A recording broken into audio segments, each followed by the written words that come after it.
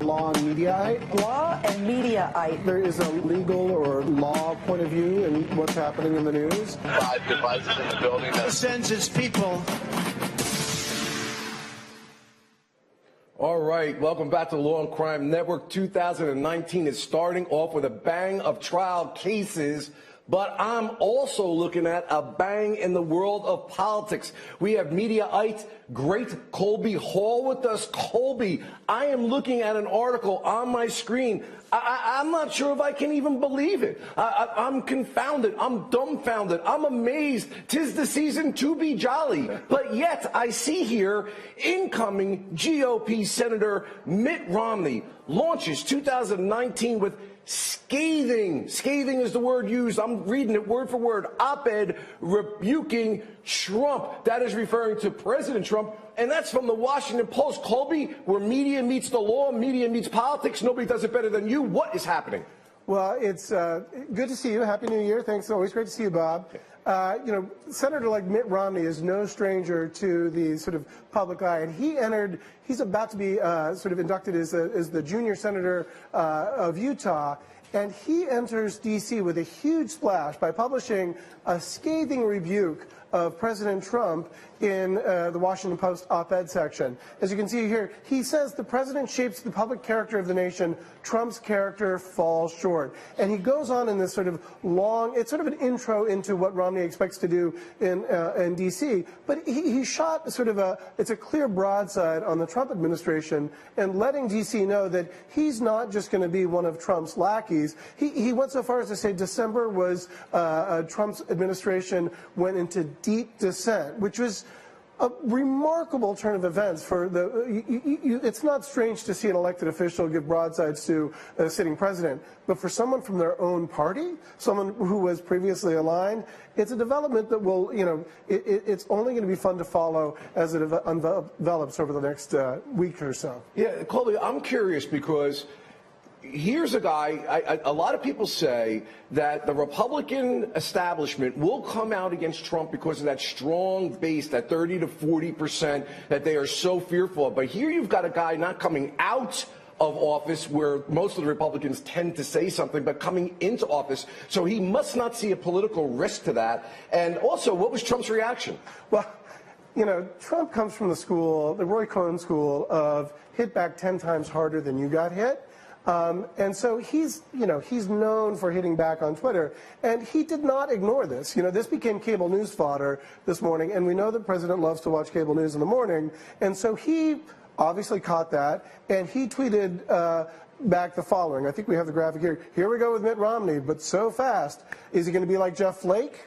I hope not. Would much prefer that Mitt focus on border security and so many other things where he can be helpful. He does remind Mitt Romney that he won big and he didn't. But then he says that he should be happy for all Republicans, be a team player and win. What's interesting in this tweet is that relative for Trump's usual disses and rebukes on Twitter, this is a remarkably muted or sort of even soft reply. It suggests that President Trump realizes that in the next 2 years of this term, Mitt Romney is way more important to Trump. That is to say, Senator Romney's potential support of the Trump administration is way more important to President Trump than reverse. So this was a sort of a telling moment where President Trump was actually kind of nice in response to Mitt Romney.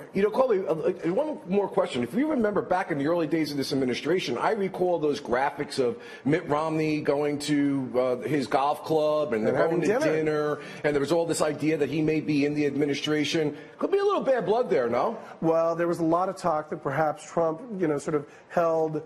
There's this old adage that keep your enemies, your friends close and your enemies closer. That, Romney was pretty vocal against Trump during the campaign. And so he had Trump, Trump had Romney in potentially to be Secretary of State. And some suggest that he was just doing that to embarrass Mitt Romney, so you're right. There could definitely be some bad blood. Romney, I think, looked the part of Secretary of State, but he was not in line. And, of course, that went to Rex Tillerson for reasons that we don't know. In another interesting development, Ronna McDaniel is the head of the RNC. She tweeted a response to this. Ronna McDaniel tweeted, called out Mitt Romney as the, POTUS is attacked and obstructed by the MSN media after a Republican freshman senator to attack real Donald Trump as their first act feeds into the Democrats and the media want it's disappointing and unproductive.